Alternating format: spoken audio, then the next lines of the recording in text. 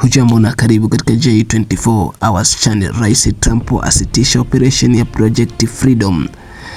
Donald Trump ametangaza kusitisha kwa muda operation ya kijeshi ya Project Freedom iliyokuwa na lengo la kutumia nguvu kubwa ya kijeshi kufungua njia ya maji katika mlango bahari wa Hormuz.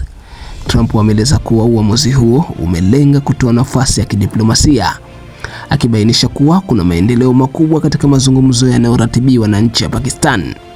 Hata hivyo, amesisitiza kuwa kizuizi cha kijeshi dhidi ya bandari za Iran kitaendelea kwa muda mpaka pale makubaliano ya kudumu yatakapoafikiwa.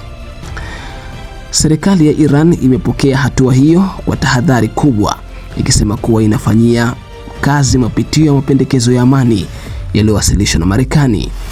Vyombo vya habari vya serikali ya nchi hiyo vimeitaja hatua ya Trump kama kurudi nyuma kwa Marekani kutokana na shindikizo la kijeshi la Iran baharini.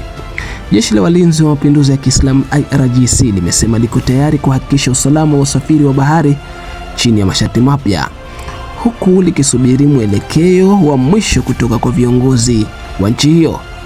Wakati huo, Waziri Mkuu wa Israel Benjamin Netanyahu amesema kuwa nchi yake na Marekani ziko kwenye ukurasa mmoja.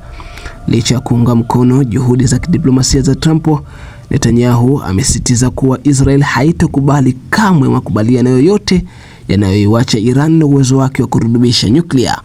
Amesema kuwa mawasiliano yake na rais wa Marekani Donald Trump ni ya kila siku ili kuhakikisha maslahi ya usalama ya Israel hayaguswi wakati wa mazungumzo.